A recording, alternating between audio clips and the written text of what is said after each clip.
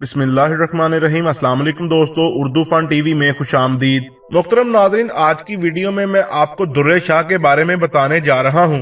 दुर्रे शाह की कहानी शुरू करने से पहले मैं आपको बताता चलूं कि इनकी कहानी मैंने रिटायर्ड डीएसपी आगा रियाज अहमद की किताब से ली है। आगा रियाज अहमद ने दुर्रे शाह के कत्ल की खुद तफ्तीश की थी और दुर्रे शाह के कातिल को भी पकड़ा था। मोहतरम नाजरीन, दुर्रे शाह रहीमपुर गुजरात का रहने वाला था। दुर्रे शाह अपनी अच्छी सेहत और दलेराना वारदातों की वजह से पूरे इलाके में मशहूर था। दुर्रे शाह ऊंचे कद, मजबूत और तगड़े जिस्म का मालिक था। इसका चेहरा भरा हुआ और इसके ऊपर बड़ी बड़ी मूछें दुर्रे शाह को बारोब इंसान दिखाती थीं। ये जिस दौर का वाकया है, उस दौर में मर्दानगी का इजहार जिस्मानी ताकत और दिलेरी का मुजाहरा करके किया जाता था। दुर्रे शाह मेलों में जाने का शौकीन था। इसका मेलों में जाने का अंदाज बड़ा निराला होता था। वो गहरे सबज रंग का रेशमी कढ़ाई वाला कुर्ता पहनता था, रेशमी लाचा पहनता था, सर पे लंबे बालों पर रेशमी पट्टी बांधता और एक रेशमी पटका दोनों हाथों में पकड़कर ढोल की थाप पर नाचता हुआ मेले में दाखिल होता था और भरे मेले में डांग सोटे की लड़ाई के लिए ललकारता था। लेकिन इसके खौफ से कोई भी इसके मुकाबले में नहीं आता था। रात के वक्त पूरे इलाके में इसकी हुकूमत होती थी। लोग डर के मारे इसके इलाके से गुजरते ही नहीं थे। अगर कोई घोड़ सवार या टांगे वाला इसके इलाके से गुजरता तो अपनी रफ्तार तेज कर लेता, लेकिन दुर्रे शाह इंतहाई तेज रफ्तारी से उसको पकड़ लेता और इसी वजह से लोग दुर्रे शाह को घोड़े शाह भी कहते थे। मुख्तरम नाजरीन, उस वक्त के हथियार भी मुख्तलिफ थे। ये सन 1951 का वाकया है। देहाती लोग एक बड़ी सी लाठी लेकर इसके एक सिरे पर लोहे का होल चढ़ाकर इस होल में शीशा पिघलाकर भर लिया जाता था और इसका वार इंतहाई खतरनाक होता था। इससे बढ़कर बर्छी और कुल्हाड़ी का वार होता था। उस वक्त के शौकीन लोग अपने पास खूबसूरत कुल्हाड़ियां रखते थे। कुल्हाड़ी और बर्छी से बढ़कर जो हथियार थे वो उस वक्त में जराइम पेशा लोग ही रखते थे। ये दरे की बनी बंदूकें होती थीं। इनके अलावा जगीरदार या सेठ लोग इंग्लैंड की बनी बंदूकें या पिस्तौल अपने पास रखते थे। नाजरीन, गुजरात में जराइम की शरह हमेशा से ज्यादा रही है। उस वक्त में भी थाने में आए दिन लड़ाई झगड़े, कत्ल, दुश्मनी, चोरी चकारी और राहजनी के केस आया करते थे। एक दिन सुबह सवेरे दो आदमी थाने में इतला लेकर आए कि गंदे नाले के पुल के नीचे एक इंसानी लाश पड़ी है। इसके बाद एएसआई उस लाश के पास गया और 2 घंटे बाद हामता हुआ वापस थाने आ गया। एएसआई से पूछा, क्या बात है, तुम इतने परेशान क्यों हो? तो एएसआई ने जवाब दिया कि नाले से मिलने वाली लाश दुर्रे शाह की है। एएसआई से दोबारा तसल्ली करने पर उसने यही जवाब दिया कि जी सर, वो लाश दुर्रे शाह की ही है। एएसआई ने कहा, अभी दुर्रे शाह की लाश कांस्टेबल थाने लेकर आते होंगे। इसके बाद बेचैनी के साथ आगा रियाज लाश थाने में आने का इंतजार करने लग गए और इसी दौरान एएसआई गफार से लाश के मुतल्लक मालूमात हासिल की, जिस पर एएसआई गफार ने बताया कि दुर्रे शाह को कत्ल किया गया है और लाश पर बर्छी या कुल्हाड़ी के निशानात मौजूद हैं। इसके बाद लाश थाने आ गई और मैंने पहली नजर में ही पहचान लिया कि ये दुर्रे शाह की लाश है। दुर्रे शाह को कुल्हाड़ी के 3 से 4 वार करके कत्ल किया गया था। इसके बाद दुर्रे शाह की जेबों की तलाशी ली गई, जिसमें कुछ छोटे नोट निकले जो भीगे हुए थे। इसके बाएं हाथ में सोने की अंगूठी भी मौजूद थी और इस बात से ये जाहिर होता था कि इसे लूटने के लिए कत्ल नहीं किया गया था, बल्कि ये किसी दुश्मनी का नतीजा है। जरूरी कार्रवाई के बाद लाश को पोस्टमार्टम के लिए भिजवा दिया गया। आगा रियाज अपनी किताब में लिखते हैं कि मैं बहुत परेशान था कि दुर्रे शाह जैसे नामी ग्रामी इंसान को किसने कत्ल कर दिया। बड़े बड़े गुंडे इससे डरा करते थे, यहाँ तक कि पुलिस वाले भी इस पर सोच समझ कर हाथ डालते थे और इसी वजह से एएसआई गफार भी परेशान वापस आया था। दुर्रे शाह बेशक ताकतवर आदमी था, लेकिन मैंने इसकी तफ्तीश करके इसके कातिल को पकड़ना था। आगा रियाज लिखते हैं कि मेरा ख्याल है कि दुर्रे शाह किसी जराइम पेशा आदमी के हाथों कत्ल हुआ है। ऐसे लोगों की अक्सर आपस में दुश्मनियां होती हैं। मैंने अपनी तफ्तीश का आगाज इन्हीं लोगों से करने का फैसला कर लिया। दुर्रे शाह का कोई वारिस सामने नहीं आया, इसकी वजह से लाश को लावारिस करार देकर दफना दिया गया था। इसके बाद मैंने तफ्तीश का आगाज कर दिया और अपने मुखबरों को बुला लिया। इन मुखबरों में आदि जराइम पेशा लोग भी थे और मुअज़्ज़ज़ लोग भी थे। मैंने अपने मुखबरों को कहा कि ये मालूम करने की कोशिश करें कि दुर्रे शाह की किस किस के साथ दुश्मनी थी और इसके साथ ये भी मालूम करें कि दुर्रे शाह का इन पिछले दिनों में किसी के साथ झगड़ा हुआ है। एक बार इस केस का कोई मामूली सा सिरा भी मेरे हाथ आ जाए तो ये केस आसान हो जाए। मुखबर समझते थे कि हमने अपनी मालूमात कैसे और कहां से लेनी है। अगले ही दिन मुकबर अपनी रिपोर्टें लेकर मेरे पास आए और दुर्रे शाह के कत्ल होने के चंद दिन पहले की खबरें मुझे लाकर देने लगे, लेकिन इनमें से कोई भी ऐसी खबर नहीं थी जिससे ये तासुर लिया जाए कि दुर्रे शाह का कत्ल इस वजह से हुआ है। फिर एक और मुकबर आया। ये मेरा बहुत कामयाब मुकबर था। वैसे तो ये जराइम पेशा था और छोटे मोटे जराइम करता था, लेकिन ये जबान का जादू चलाना जानता था और लोगों के घरों के अंदर से भी भेद निकाल लाता था। इसने जो बात बताई तो मुझे ऐसा लगा कि इसने दुर्रे शाह के कातिल को मेरे सामने लाकर खड़ा कर दिया है। इस मुकबर ने कहा कि दुर्रे शाह में बहुत सी खामियां थीं। इसके अलावा ये देसी शराब भी पीता था और तवाइफ बाजी का भी शौकीन था। उस वक्त की एक तवाइफ दिलरुबा इसको बहुत पसंद थी और दुर्रे शाह उस तवाइफ पर दिल खोल के पैसा उड़ाता था।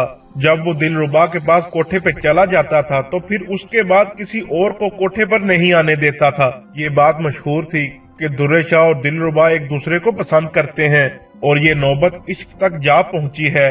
कत्ल से 2 हफ्ता पहले दुर्रे शाह अपने साथियों समेत दिलरुबा के कोठे पर गया तो वहाँ पर एक और बदमाश रंगू पहले से बैठा हुआ था।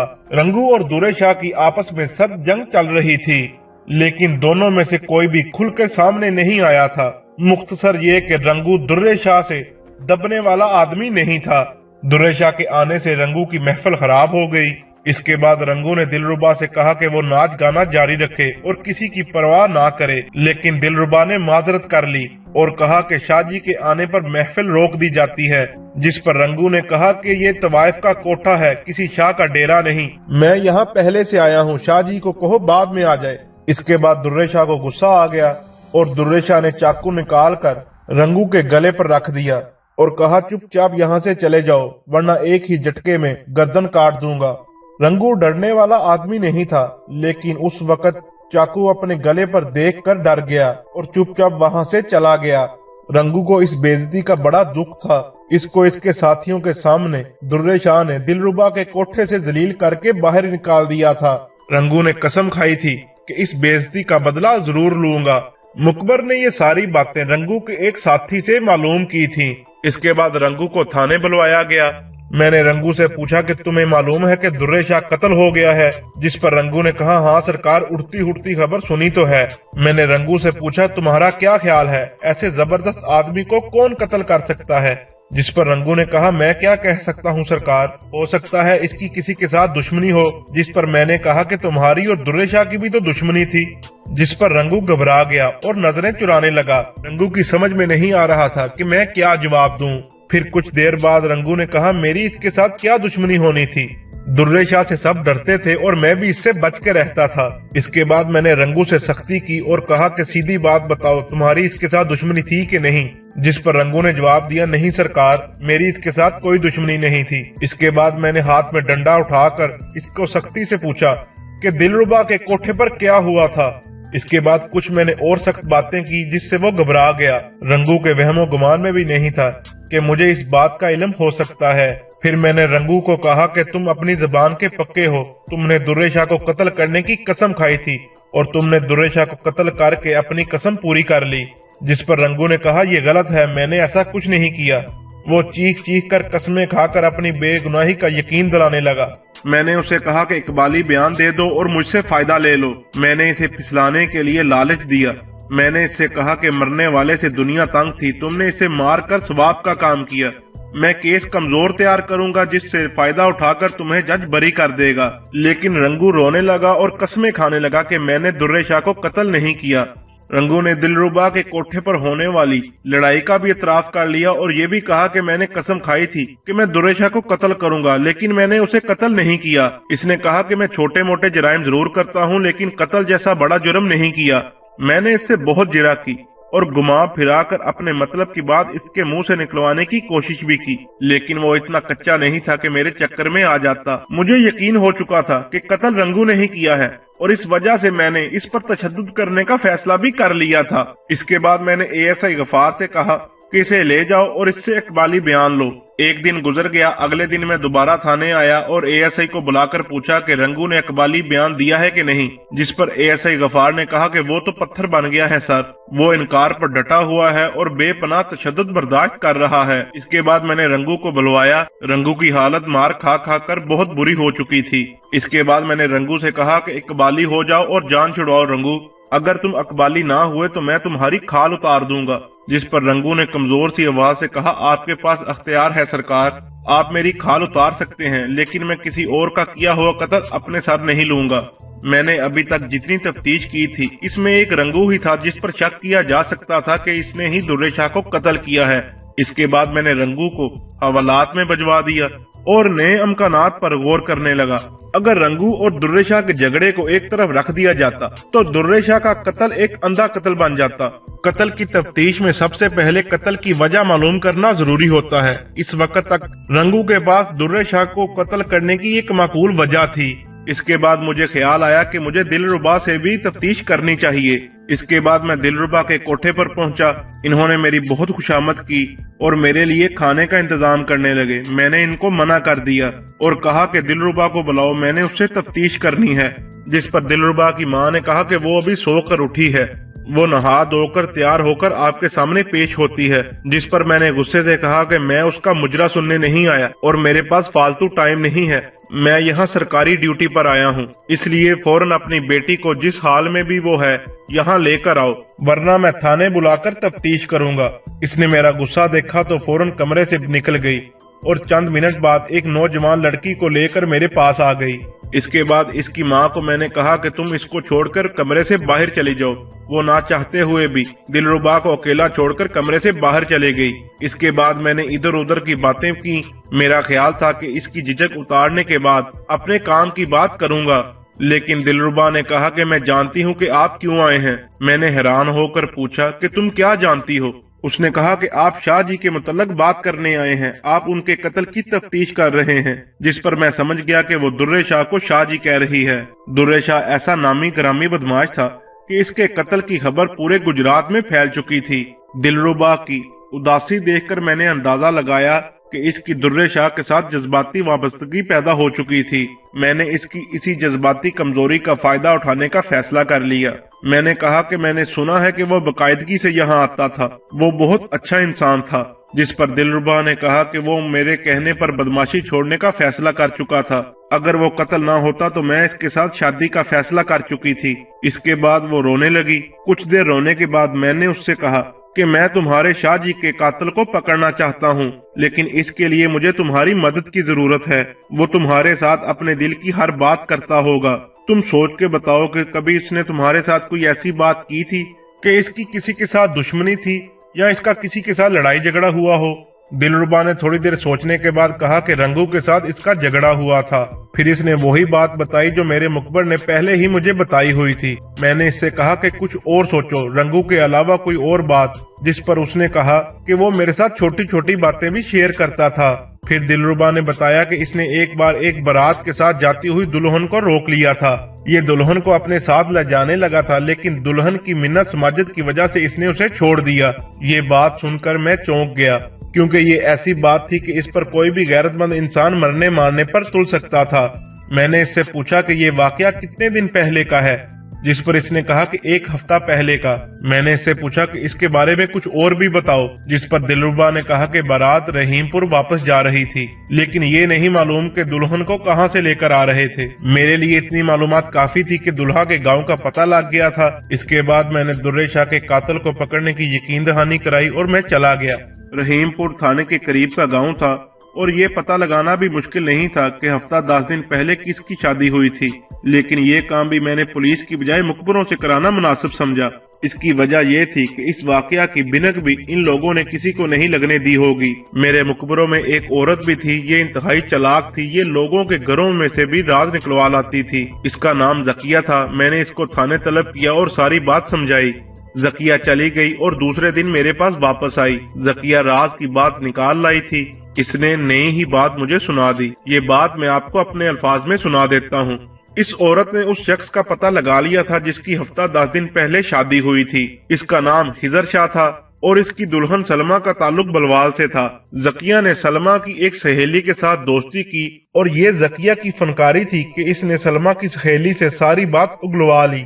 हिजर शाह की शादी बलवाल में हुई थी। फासला तो ज्यादा नहीं था, लेकिन लड़की वालों ने गर्मी की वजह से रुखसती का टाइम सूरज ढलने के बाद का रखा था। इसी वजह से दूसरे लोग तो खाना खाकर अपने अपने घरों को चले गए और बारात के साथ खास खास रिश्तेदार ही रह गए थे, जिनकी तादाद 15-16 के करीब होगी।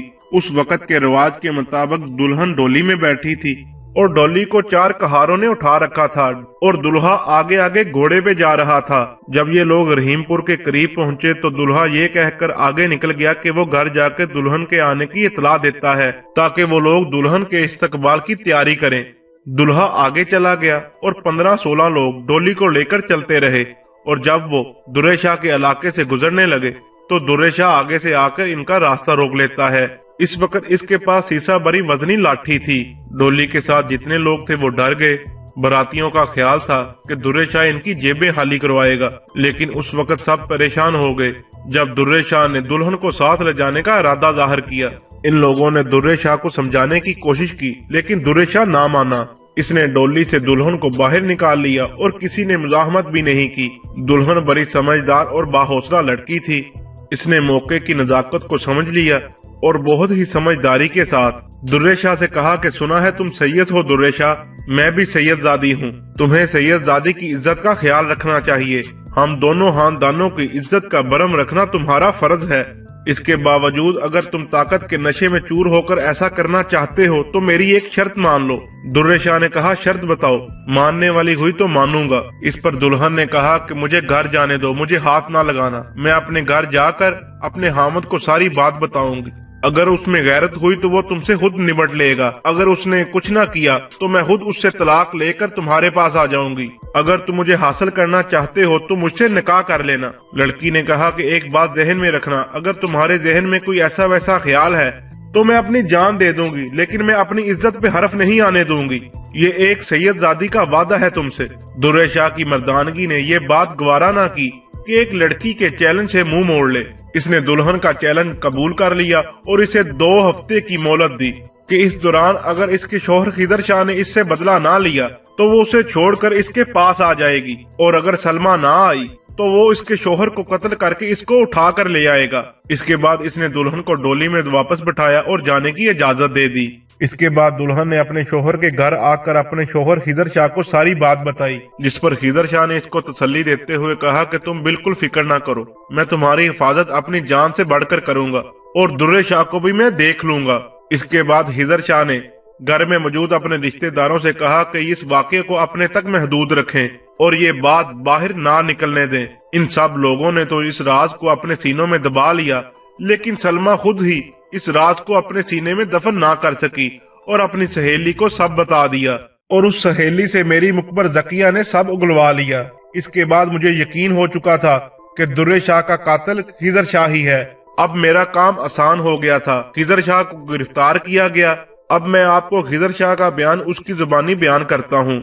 दुल्हन सलमा ने जब खिदर शाह को सारी बात सुनाई तो इसका खून खोल उठा। उसने दुर्रे शाह को कत्ल करने का इरादा कर लिया, लेकिन दुर्रे शाह इतना जबरदस्त बदमाश था कि वो उससे मुकाबला करके उसे कत्ल नहीं कर सकता था। खिदर शाह मौके की तलाश में रहने लगा। इसे मालूम था कि अगर उसने दुर्रे शाह को कत्ल ना किया तो वो इसे कत्ल करके इसकी बीवी को उठा के ले जाएगा। इसके पास एक शानदार कुल्हाड़ी थी जिसे वो बाहर कहीं आते जाते अपने साथ रखता था। वो कुएं वाले दिन वो शाम 7-8 बजे अपने घर जा रहा था। काफी अंधेरा हो चुका था। अचानक इसे गंदे नाले के करीब दुर्रे शाह नजर आ गया। वो बुलंद आवाज से कोई फिल्मी गाना गा रहा था। इसकी आवाज और चलने के अंदाज से पता चल रहा था कि वो नशे में है। खिदर शाह ने इस मौके का फायदा उठाया और दुर्रे शाह के पास जाकर कुल्हाड़ी का जोरदार वार गर्दन पर किया। दुर्रे शाह के मुंह से हाय की आवाज निकली और वह एक तरफ घूम गया। खिदर शाह ने 2 और वार किए तो दुर्रे शाह जमीन पर गिर गया।